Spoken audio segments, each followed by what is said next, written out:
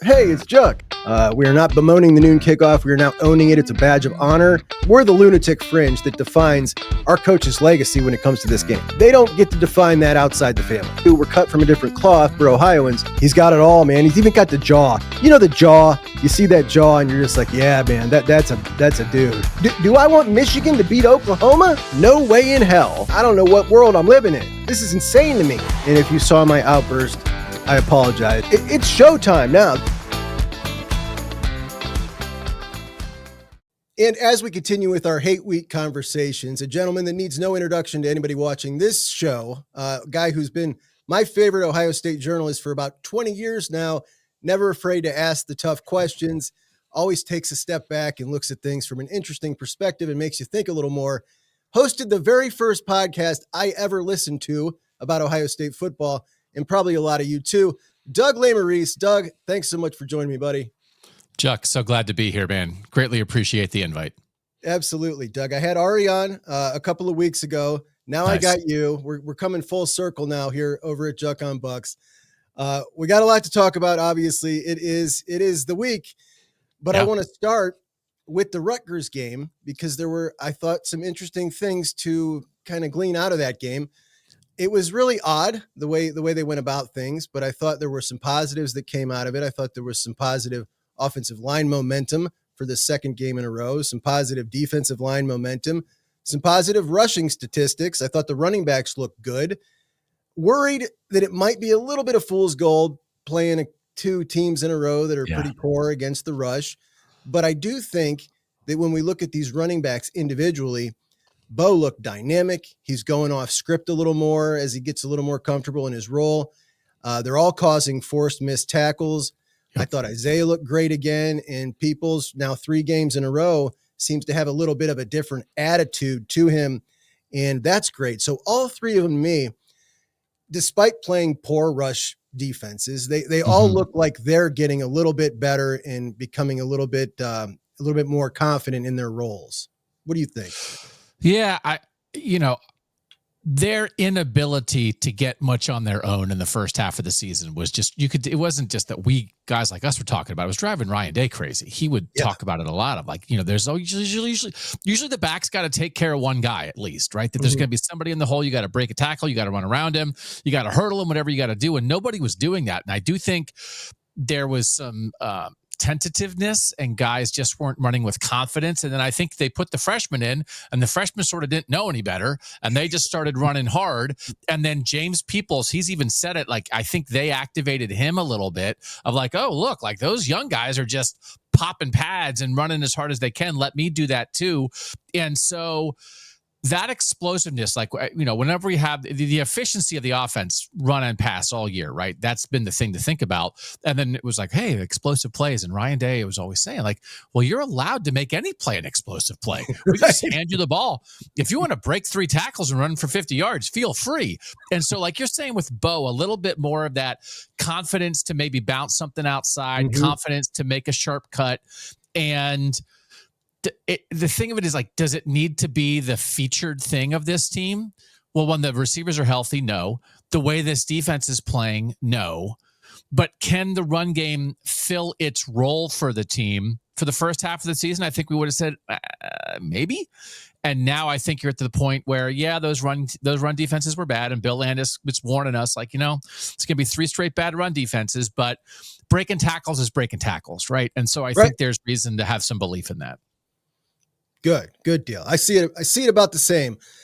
Obviously, this offense is drastically different without Jeremiah and Carnell.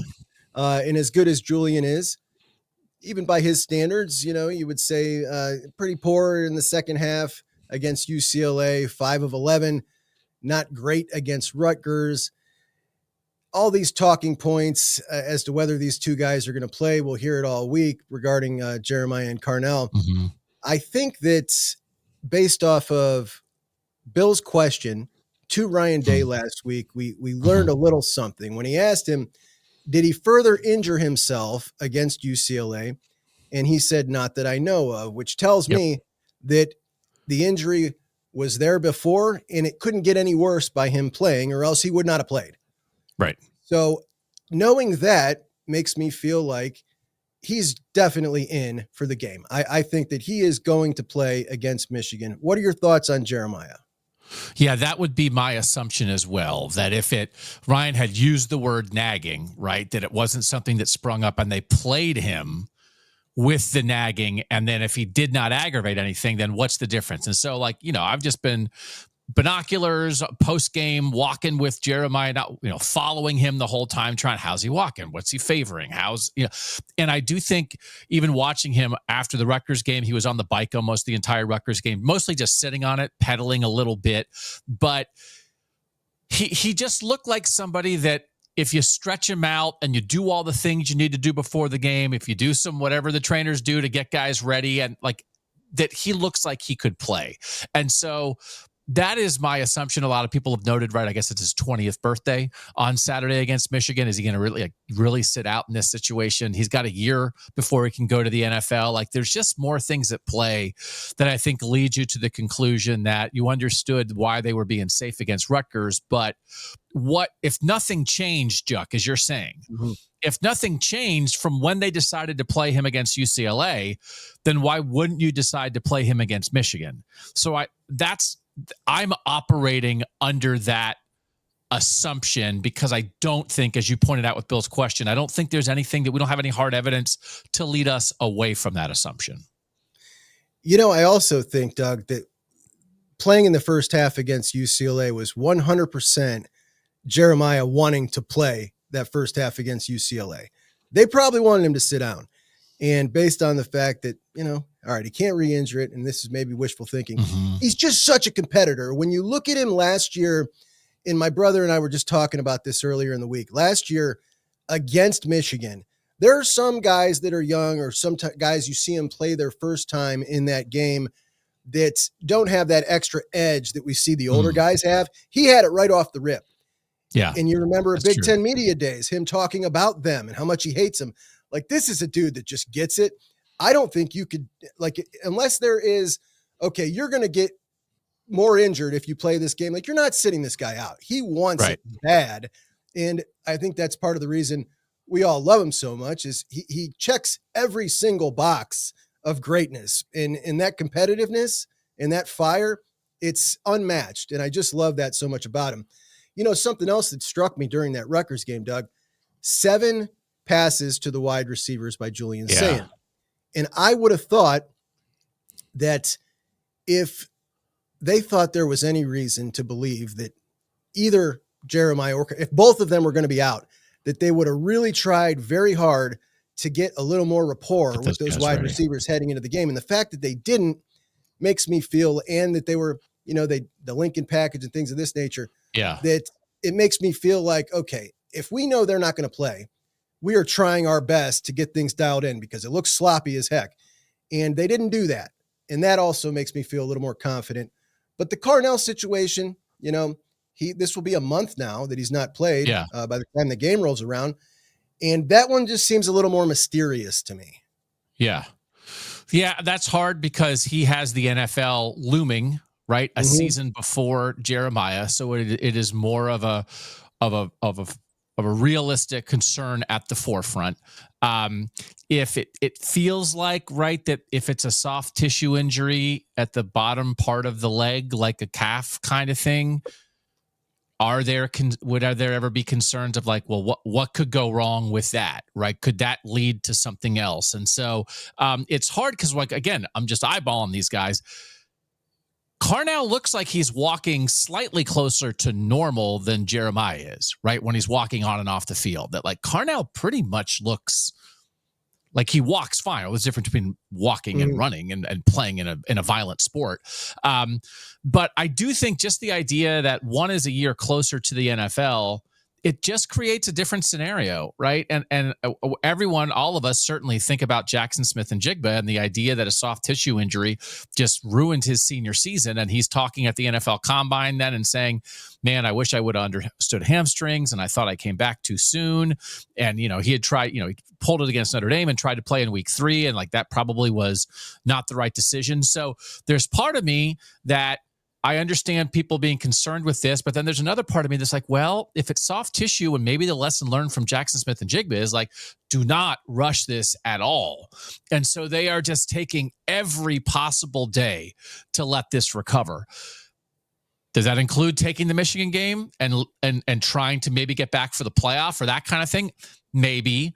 But I do think if that's the main lesson, if that's one of the lessons from Jackson, is like, don't rush soft tissue injuries, then maybe that's a lesson well learned. And that's how you go from, hey, he warmed up at Purdue again and didn't go, to, man, here we are a month later and he hasn't played, and why? And it's like, maybe everyone's just trying to be cautious. Yeah. Yeah. And that does add a little more of an element of, that the Jackson thing, I think adds, it's a bit of trauma, right? It's a little bit of fan base trauma. You know what I mean? And that kind of adds to the whole thing around it. I also got to say, Doug, I know Quincy Porter was out, and I think Quincy is, when we look next year, probably in line to be that dude that steps up. But all year long, people have been very unhappy with Brandon Inniss. And I think Brandon adds a ton to the team. Obviously, he's a captain. He's a dog. Lacks some explosiveness, but he's a guy who consistently does the right thing. But people wanted to see a little more explosion in that slot, whether that be Bryson Rodgers. But a lot of people have really been clamoring for Mylan Graham all season long. And it seems to me that Mylan is not close. It's not like Mylan needs just some more reps on field and he'll be ready. It feels to me like Mylan, and I think Ryan Day kind of tipped us off maybe 3 weeks ago when I heard him say, he's practicing better, which is not something you generally hear about a guy who's just ready to roll. And then seeing him out there, it just doesn't feel like he is too awfully close. And to be honest, when we look at the all 22 from this Rutgers game, you're not seeing much separation. I think we only saw 23 snaps from Bryson Rodgers. I was very surprised that the next crew up, it just looked so average. I was surprised by that. What were your thoughts about that? Yeah, we talked about this a lot in our Substack show on Sunday, that it's just, there's a couple different things at play here, I think. So one is their entire 2022 receiver recruiting class, who would be the fourth year guys right now, got wiped out. They all transferred. And none of them ever contributed here. And none of those four are really doing anything at the schools they're at now. So all those fourth year guys, you got nothing out of. 2023, Carnell Tate, great. Brandon Inniss starting. Bryson Rodgers, again, got targeted once, and it was a pass interference call on 23 snaps or whatever you said. And then Noah Rodgers transferred and is the fourth leading receiver at NC State. Then it's like, if Noah Rodgers were here, would he be in the rotation? Like, probably. Like, you would have seen him on Saturday if he hadn't transferred. And then I think that the second year guys, Jeremiah Smith, unbelievable. Mylan Graham, this issue. And then Jeremiah McClellan flipped out of the class pretty late to Oregon. Yeah. And Oregon was missing 2 starting receivers against USC, and Jeremiah McClellan had 3 catches for 53 yards. He would have been on the field Saturday, I think. So you think about a whole class wiped out, a Noah Rodgers transfer, a Jeremiah McClellan transfer, 2 injuries, and all of a sudden, your depth is gone. And if Bryson Rodgers and Mylan Graham aren't popping, it's like, that's how you get to a true freshman being out felt like it mattered. It's like, how can Quincy Porter matter this much as a true freshman in what should be the best position room in America? But we can see this happening. And then the secondary part that a lot of our subscribers have asked about, Juck, and I'd be curious where you are, because it's just us theorizing, is Brian Hartline, when you're the receivers coach, you can pour 100% of your heart and soul into your guys. And so when they're practicing, he's still out there. He can coach the receivers. There's assistant receivers coaches and Devin Jordan and guys like that, right? You still run the meeting rooms, but it's just like the things that are on your mind. He's running an offense now. He's leading offensive meetings, that kind of thing. Whereas if you had a guy like Mylan Graham, I think a couple years ago, getting Mylan Graham mentally, emotionally, physically, schematically, technically ready to play would have been practically the only thing Brian Hartline had on his mind. Because it's like, well, JJ's got it and Carnell's got it. I'm pouring myself into Mylan Graham. And just, he doesn't have as much time to do that. And so I think if the second team isn't quite ready, I think you kind of have to ask, how has Brian Hartline's greater responsibilities with the offense affected that development? It has to have some effect. And so, but then you throw in, like, there's 6 guys who he recruited who aren't here because they transferred or they flipped out of the class before they got here. And then you add in that, and here we are. And Juck, we were talking about it, like the offensive line injuries a year ago versus the receiver injuries now. I think before they happened, you would have believed in the depth in the receiver room more to fill in. And it's like, oh my gosh, Josh Simmons and Seth McLaughlin are injured. What are they going to do? And it's guess what? Carson Hinsman's ready. Luke Montgomery's ready. Austin Saraveld's ready, right? And they solved it. Donovan Jackson will bump outside. And here you are, and you figure like, oh, there'll be guys ready.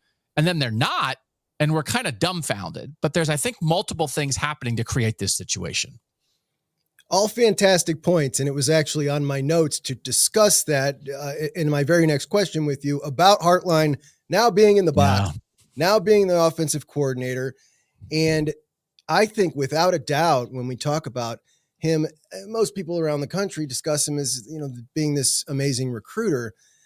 Technically, the way he coaches these guys and pouring everything that he has into these guys is what has made them so successful in the league. They are just fantastic, and he is so great technically coaching them.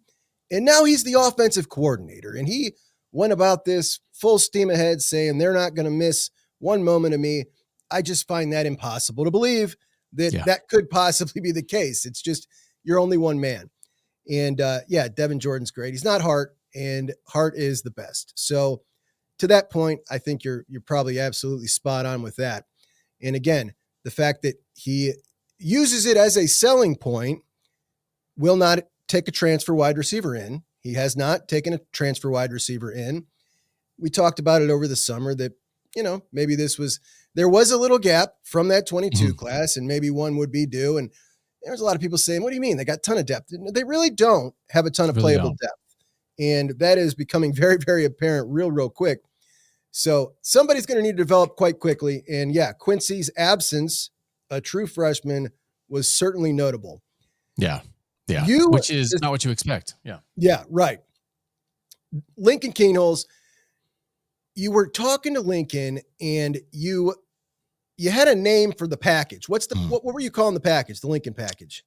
The presidential package. The presidential package. Yeah. The presidential package. All right. We got to see it.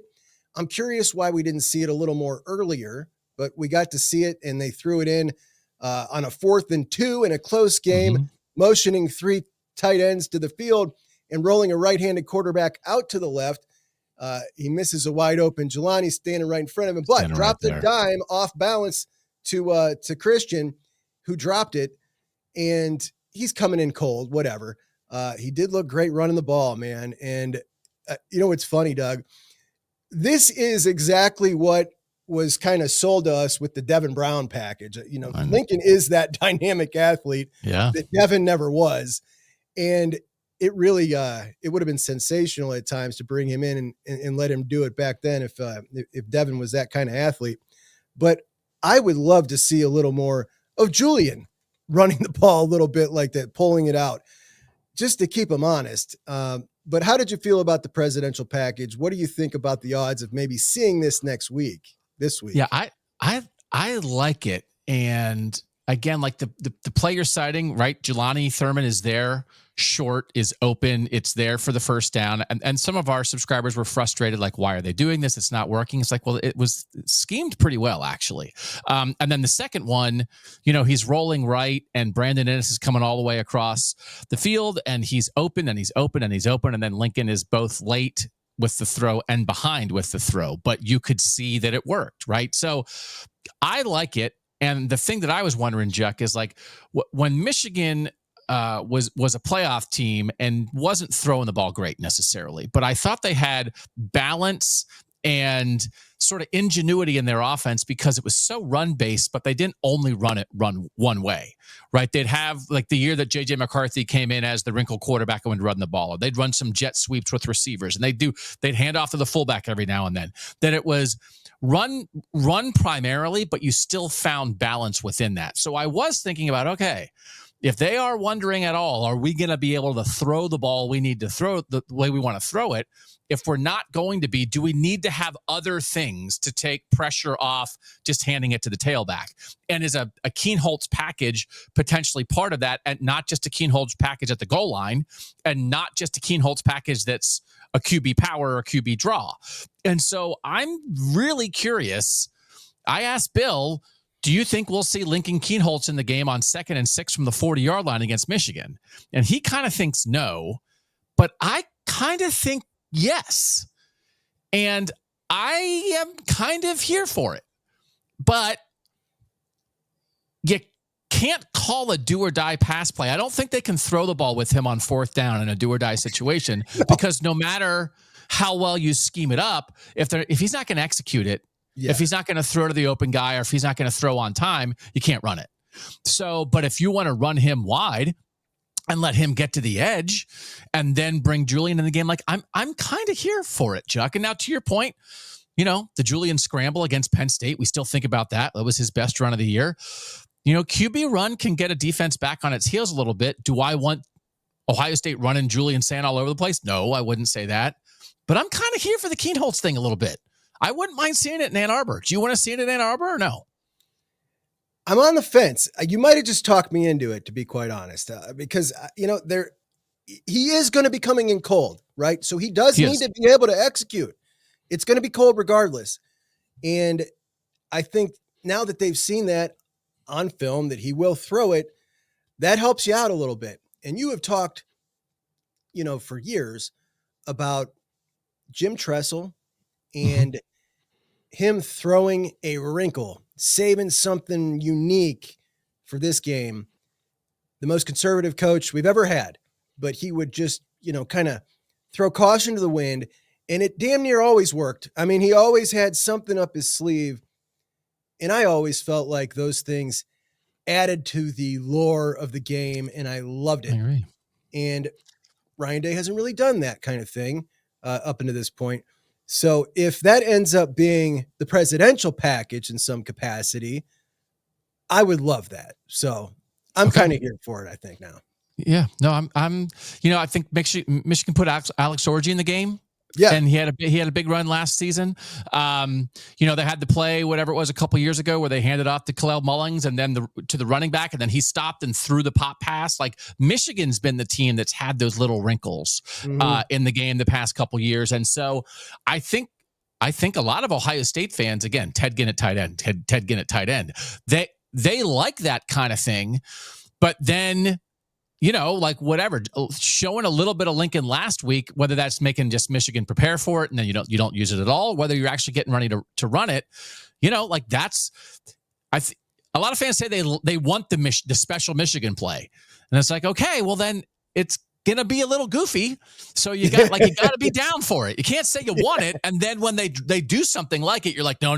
Why are you doing this? So, the idea of some kind of thing that looks like a Lincoln run the whole way, that then is not a run, right? Whether it's a pop pass or that kind of thing like that, that's the thing to me that would maybe have a chance to work the most. That you're thinking like, okay, here we've seen Lincoln get to the edge, what that looks like. We've seen Lincoln run and hit a hole, what that looks like. And now all of a sudden he's stopping and throwing a little pass to Max Clare, and now you have a 40-yard gain out of nowhere. Like that's kind of, I think, what would be fantastic to see on Saturday.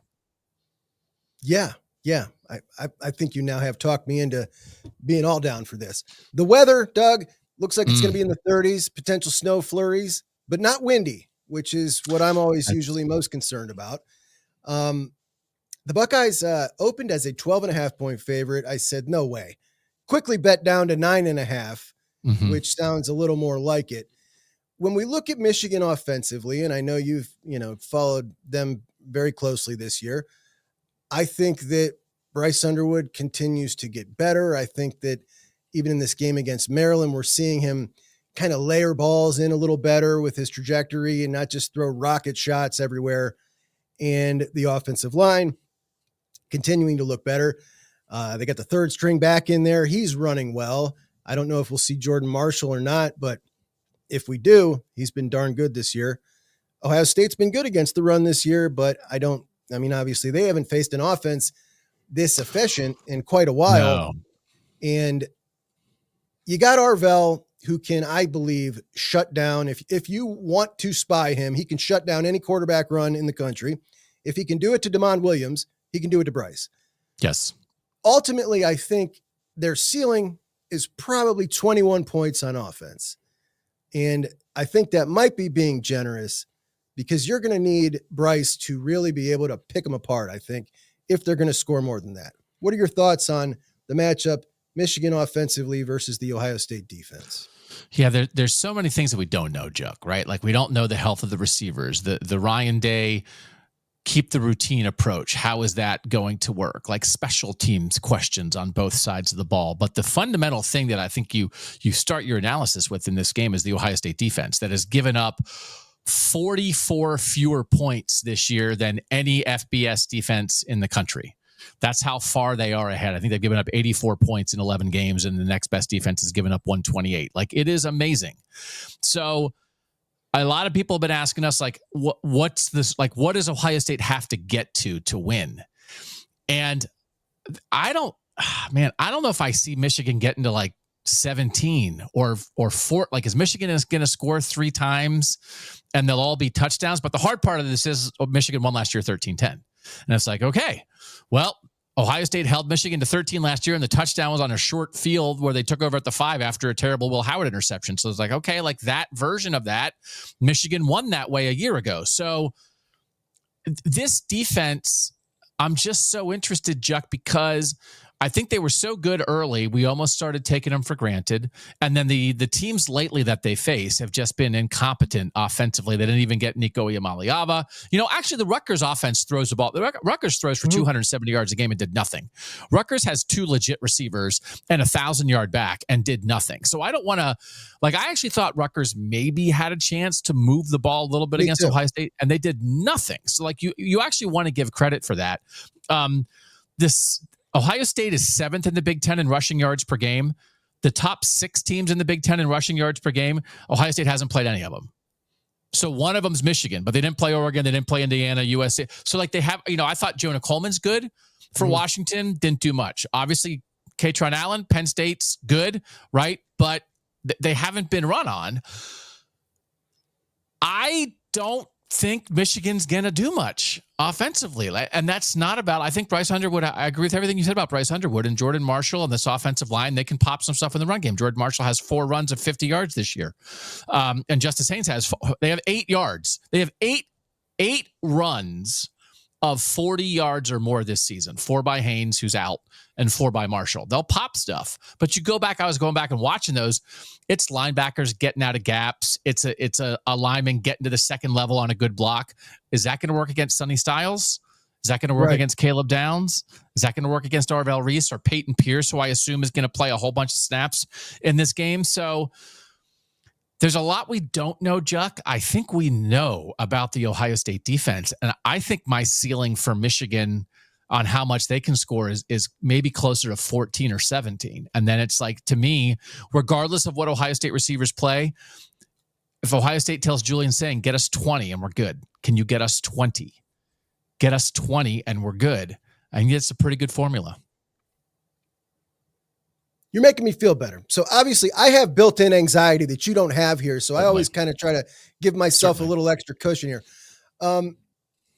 One thing that I am concerned about is the offensive line with defensive line stunts. They've not done good. Purdue with Purdue athletes kind of confused the heck out of them and did very well confusing them up front.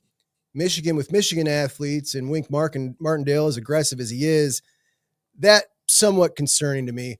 In addition, when you do that, you put CJ Donaldson in pass pro more often, and now he's on the field more, and your more explosive backs are not on the field.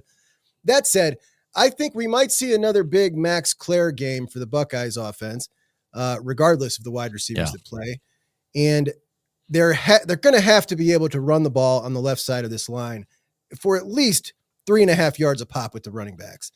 And it doesn't need to be a massive running game, but something's got to be clicking for sure. But to your point, 20 points, I think they can do that No doubt about it. I think they can do that regardless if it's 30 degrees with a little bit of snow flurries. I mean, I think that is definitely attainable. Yeah, I think you could really see him scheming stuff with Claire last week, right? Some of that short stuff that's like, that's going to be there. I think that makes a lot of sense. Michigan feels like Ernest Hausman, one of their starting linebackers, might not play in this game. And tight end. Yeah, really strange story. Tight ends have actually had a decent amount of success against Michigan this year generally. So I think, even worst case scenario for Ohio State, with as good as the defense is, Bo Jackson, Max Clare, and the efficiency of Julian Sayin, like that's still a decent starting point for the offense, I think, even in a worst case scenario. The ebbs and flows of this rivalry, the storylines and the things that happen in it that sometimes make no sense at all, just from a general sports fan perspective, I don't think there's anything like it in sports. And, in the last 4 or 5 years, when you factor in the Stallion stuff, the back-to-back national championships, the resurgence of the Big Ten, the animosity between Ohio State and Michigan fans, I don't feel has been at such a fevered pitch at any point in my life, to be honest, and social media has obviously assisted this. Some say that this game is less meaningful because of the playoff situation. Yes, I, as a fan, want to win a national championship more than I want to win the game every single year. But fans assign meaning to things. The playoff system doesn't dictate meaning because they change how they crown a champion around you. Doesn't change that. There's been plenty of iterations of this game over my lifetime where neither team had an opportunity to win a national championship going into the game. It didn't mean any less, ever. Right. And it doesn't now. But after the game last year, there were a lot of people, and even in the Ohio State kind of media sphere, who were essentially trying to explain to the Ohio State fan base what they thought they may be missing. And that was Ohio State's still making the playoffs, and Kansas City doesn't worry about a week 3 loss to Buffalo when they're in the Super Bowl. Times have changed. This is a different world, etc. And honestly, Doug, that type of stuff, and we talked about this on your show, this is one of the reasons I started this show, to be quite honest. I'm sick and tired of people telling fans who eat, sleep, and breathe this 365 with emotions involved how we're supposed to digest what happens. You came on immediately and kept it real, which I appreciated. Your standpoint after the game, not even a question as to whether or not this was acceptable because times had changed, because you're still making the playoffs. And I really appreciated that from your coverage after the game. Obviously, things changed. They used that to galvanize and propel themselves on to do something amazing. And with more data, opinions evolve. But it's never going to be acceptable for an Ohio State coach to lose much more than he wins in this game. Right. And when we look at Ryan Day, I don't think you can lose this game and use it as a way to galvanize yourself again in through the playoffs. I think that's a one-shot deal. That was a unique situation. They caught lightning in a bottle. And I feel like this feels like as much of a must-win as any game can outside of an elimination game. What are your thoughts on that? So I don't think it could ever be as bad again as it was after the Michigan loss last year, because he does have a national championship now. And I always talk about it now like it's two paths. One is the Michigan game. One is the chase for a national championship. And for most of Ohio State's history, they were the same thing, because you weren't going to win a national championship if you didn't beat Michigan. So the Michigan beating Michigan was the end all be all, but it was also a step before the next thing, right? Now they can be different. As last year showed, they can be different things. And I think we've all spent time over the years doing surveys and talking with fans. What's more important? Is it the Michigan game? Is it the national championship? I think there's some divide there. I think in the end, for me, the actual answer to that question is they both matter as much as they can possibly matter. So it's not, well, it's 67% this and 33% this. It's like it's 100% this and it's 100% this. The national championship matters incredibly, and beating Michigan matters incredibly. It's just different, Juck, that it's not the same thing. Woody couldn't lose to Bo and then go to the Rose Bowl and win the Rose Bowl and win the national championship. It wasn't how the sport was set up. But I think one is a day one story and one is a day two story. The day one story is Ohio State, Michigan. And as you said, in a vacuum, whether they're 0-11 or 11-0, in a vacuum, those 3.5 hours, that doesn't change. And nobody, if Ohio State's down in the third quarter, no Ohio State fan's going to turn to their buddy and be like, well, you know what? We're still probably going to be the 3 seed. Like, that's not how this is. That's not what anyone's thinking.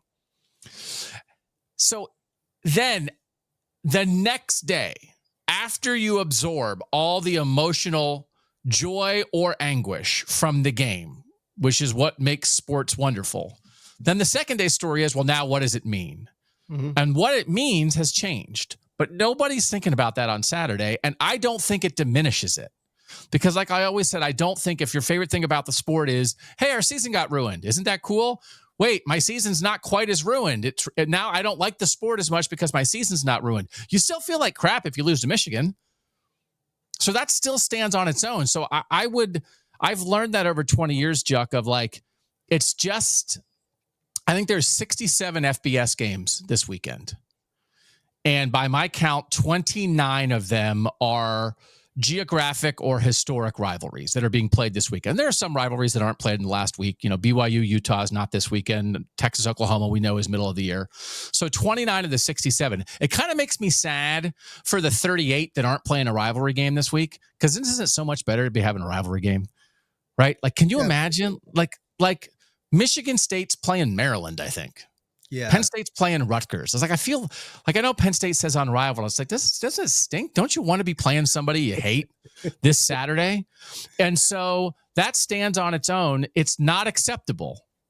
But I think if Ohio State loses to Michigan, I think we will wake up Sunday, Jack, and Ohio State will still be the betting favorite to win the national championship.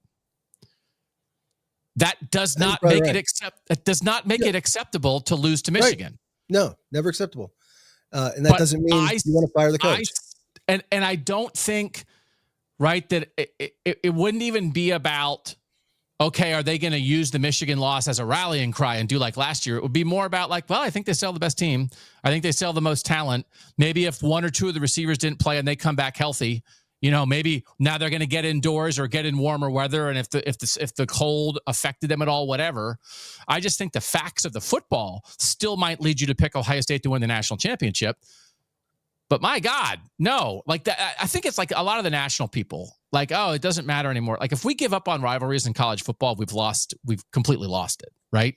If we really allow that to be diminished, it's what separates, as for all the NFLization of college football, rivalries are the number one thing that separates college football from the NFL in a tremendously great way.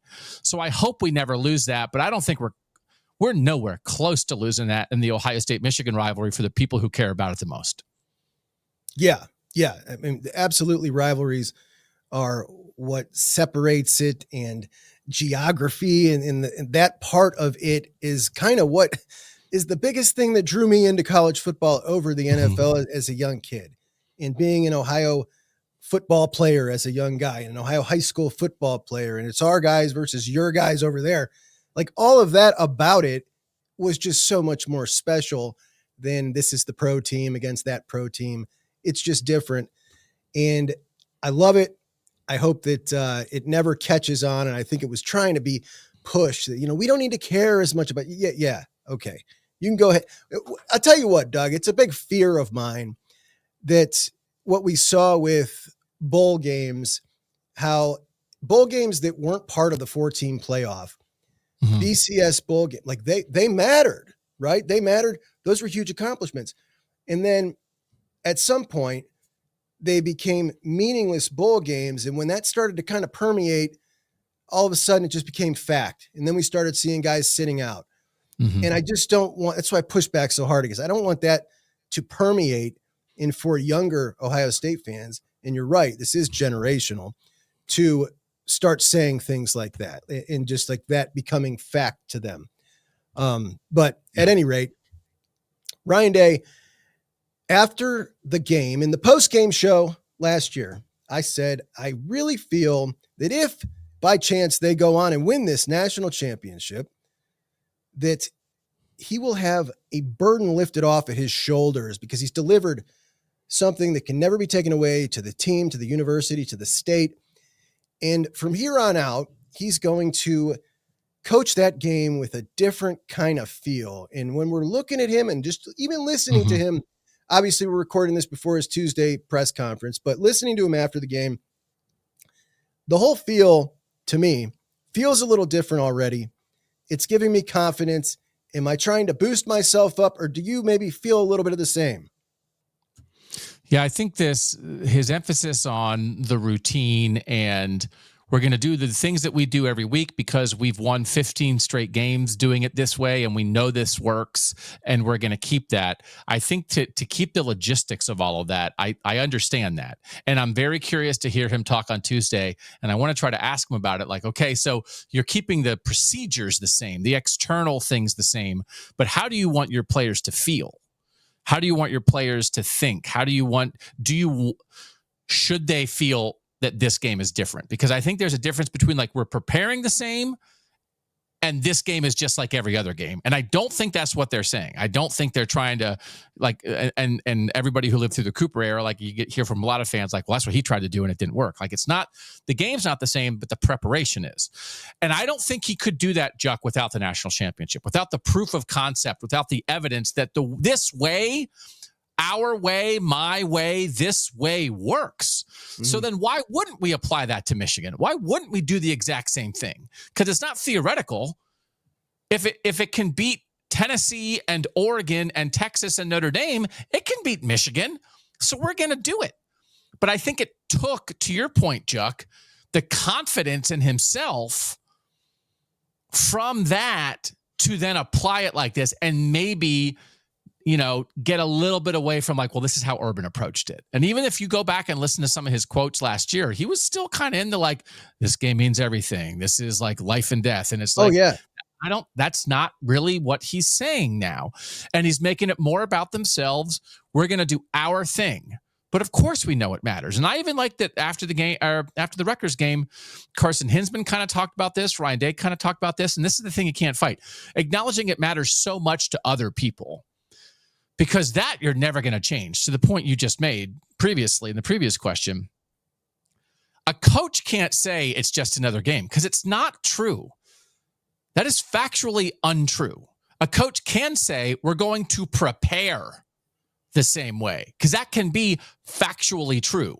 We did this meeting on Sunday. We do this on Tuesdays. We're going to not have the band come in. We're going to do media the same way we always do. That's factually true. It's the same. But the people at the grocery store, the people who are going to be sitting over Thanksgiving dinner talking about this, it is not factually true that the feeling is the same. So you can't control the feeling, but you can control the process. So I think Ryan Day built up confidence through the process leading to a national championship. And I think that confidence built off the process has allowed him to talk about and maybe plan for this game differently while not trying to tell anybody that it's just another game because he knows it's not. Absolutely. No, I think you're spot on there. When we talk about last year, he was given that interview just a week before talking about how awful losing it is, losing the game so awful. And he even, mentioned in there outside of losing my father. And we all know that story. Just like putting that in the same sentence was like, whoa, this is serious for him. And clearly it matters a ton to him. And, I'm really rooting for him. I really am, because another loss, man, I don't want to hear it. You know what I mean? I just don't want to hear it. It's got to end. It's been since 2019, man. And you know what happens, Doug? You lose that game, and as a fan, you are now sentenced to 365 days of crap from the other side, which for us has been going on a long time now. When we talk about that school, I find it really interesting the way that Michigan fans are reacting about Sharon Moore. There's a growing number who have really turned on him. They seemed like they were happier with Biff Poggi in an interim basis for a few. And they don't like the way he coaches, too conservative. They don't like watching the growing pains of a first-time head coach and consistent mismanagement of the clock at the end of games, things like that. They don't like his hires. But they're on the verge of a playoff berth, potentially. Got some excellent victories on his resume. And to me, they reached every expectation I thought that they were going to be. Like, I thought 8-4, 9-3 would be acceptable progress. They don't seem to feel that way. They lost bad to USC. I thought they showed themselves pretty well at Oklahoma for Bryce's first game. Mm-hmm. They're one of the youngest teams in the conference. What are your thoughts on him as a head coach, the direction of that program, and how secure do you think he is in that role? Yeah, I mean, there's so many comparisons between Sharon Moore and Ryan Day, but Harbaugh took a lot of the guys, right? Harbaugh took the strength coach, right? Like Mickey Marotti has remained a foundation of Ryan Day's tenure here. Harbaugh took the defensive coordinator, right? Like, and Sharon Moore had to go like this Wink Martindale thing. Like, it's actually, I think people had questions about it, kind of like questions with Matt Patricia. You're bringing an NFL guy back to college. It feels like it's kind of worked out okay. The offensive coordinator stuff last year was horrible, and he was decisive and fired the guy as soon as the season ended. And I think Chip Lindsey has at least been an improvement, right, over what they were doing a year ago. So I think it's Harbaugh is a hard guy to take over for. And Harbaugh and Urban were both such gigantic personalities and had such specific ways of doing things. And you can watch them play, and obviously they're still doing a lot of the same things. But when you've never been a head coach before, it can kind of take a while to sort of keep the best of that, but also find your own path. And I think it took Ryan Day a while to figure that out. I think maybe it took winning a national championship to fully figure that out. Keep the best of Urban, find my own path. And so he's very early on in that process. And then I just think it's just so interesting, Juck, how many true freshmen have played across college football this year? Whether it's Malik Washington at Maryland, it's Bear Bachmeier at BYU, it's Bryce Underwood. There are, Missouri's quarterback when Bo Pabula was hurt, and they also had their early season injury. They're playing Matt Zollers as a young guy. Like, there's just a lot of schools that are playing really young guys that you wind up, well, there has to be a payoff at the end. I don't think anyone thinks like the best way to win a national championship is to play a true freshman quarterback, even though it worked for Trevor Lawrence and Clemson in 2018. But there's a payoff coming. So, if they beat Ohio State, they're making the playoff. I don't think there's any doubt about that. Like, that they're in that position with a true freshman quarterback. Yeah. I think is pretty good. So I would be, I don't know what else Michigan would want, because Harbaugh, it's like a crater, man. He's a meteor hitting Ann Arbor in all the best ways for Michigan fans and in all the ways that drive everybody else crazy.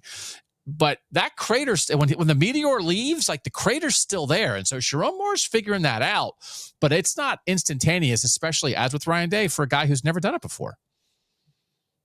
Yeah. Fantastic points. Now, I personally think that they're crazy. I don't know what their expectations are, or when their expectations shifted to think that they're all of a sudden an annual national championship contender when they've not been that ever. They want to be Ohio State bad. I get it. But one final question, and I will get you out of here, and I appreciate all your time, my man. As you are a Heisman voter, and I've always loved the way you've approached the Heisman Trophy and kind of your philosophy that at the end of the story, when you look back at that Heisman Trophy winner, you want it to kind of be able to kind of tell the tale of the season, a guy who had a big moment, or, like, it was a big part of the season, not just a guy who had some off the beaten path, fantastic numbers, though sometimes that'll happen, but a guy that represents that college football season, that ties into the whole story of the season. I think it's fantastic. It's a great way to go about it. And when we look at this year, the top contenders with Marcel Reed and Fernando Mendoza, Ty Simpson, and Julian Sayin. Julian, I thought, was in much better position than he was, or than he stands today after 2 consecutive games. It's so much driven on narrative, and I think the narrative was, he's got a great, ridiculous completion percentage, but he's also got these 2 aliens he's throwing to, and now the aliens are gone, and now, Julian Sayin comes back down to earth, and that proves the point. And it is so narrative driven. Now, he does have, obviously, 2 potentially huge stages to not just win, but win and play big. I think he would also need to face a little adversity in one of those games and lead the team through that adversity at this point where he's standing. But what are your thoughts on the race to this point? What are your thoughts on Julian's chances to maybe get that done? Can he still get it done? Yeah, I think, especially from like the story of the season standpoint, like we're nowhere close to knowing what that story is. And so I understand that there are Heisman odds, and I understand that there are Heisman conversations, and we have those Heisman conversations as well. But we always talk about it as a race, Juck, and it's really, I think it's more about like a boxing match and being in the ring at the end, or getting to the dance, and then it's a dance off at the end. But it's really about the last thing. And as we know, CJ Stroud was the Heisman favorite after week 11 in 2021 when he threw 6 touchdown passes against Michigan State. And then they lose to Michigan and don't go to the Big Ten championship game, and it's over. He's not going to win. He's just not going to win. So as much as you can go on and do whatever you want to do, as an Ohio State team after the Michigan game, they're almost always going to be in position now. You can lose to Michigan and still win the national title. I don't know. And Eddie George did it, right? I don't know if an Ohio State player can lose to Michigan and win the Heisman.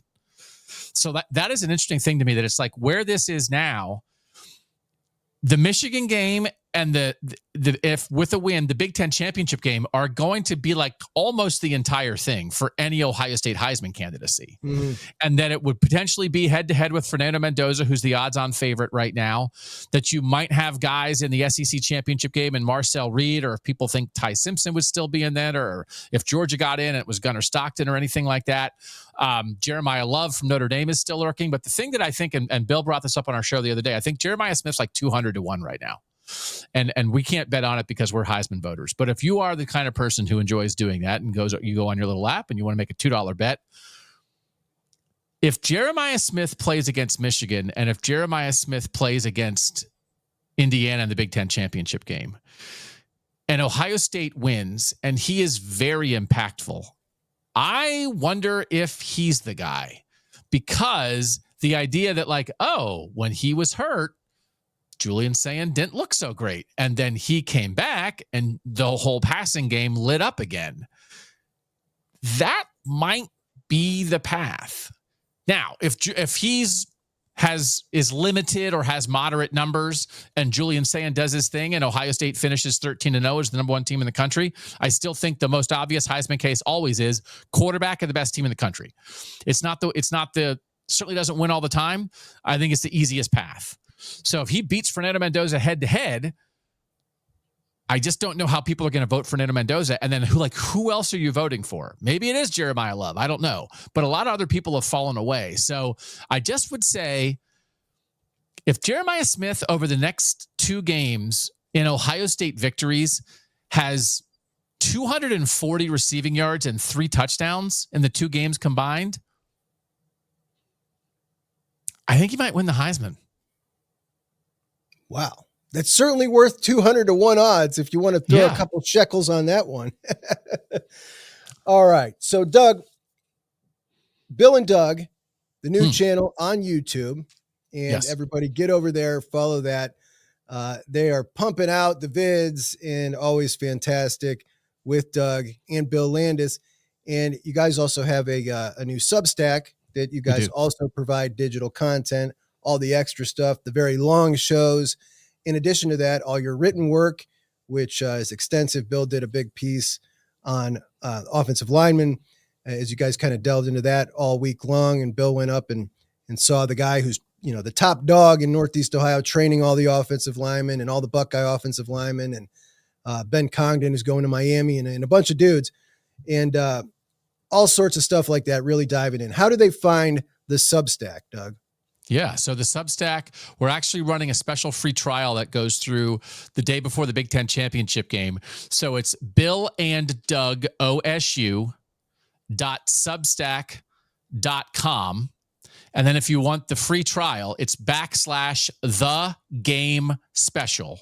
billanddougosu.substack.com /the-game special. But you also can find that. We put it in our descriptions of our YouTube shows and our podcasts. You can find it on Bill's Twitter account. We know it's kind of a long thing to type in. But so we're having a good time over on Substack. We have a really robust game chat that people seem to like over there that Bill and I are in on the day of the game. And then, as you said, we also, we have the free stuff for the podcast feeds and the YouTube channels, wherever you listen to podcasts. If you want to watch on YouTube, the Bill and Doug Show. But yeah, that extra stuff, 2 long shows a week and all the written stuff stuff is over on the Substack.